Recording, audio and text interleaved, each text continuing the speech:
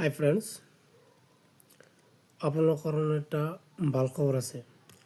আপোনালোকে যদি এবিঅ'বি Assam commando battalions, forest guard, jail warder, driver আৰু বিভিন্ন পদৰ বাবে আপোনালোকে যদি এপ্লাই কৰিছে, তেন্তে এপ্লাই কৰাৰ সময়ত যদি কিবা আপোনাৰ ভুল হৈছে বা ভুল কৰিছে, তেন্তে আপোনালোকে কাৰেকশ্যন কৰিব পাৰিব।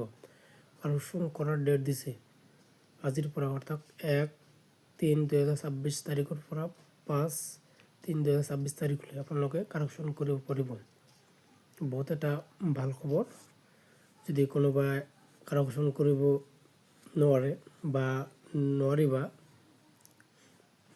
তেন্তে মোক জনাবা, মই আপোনালোকক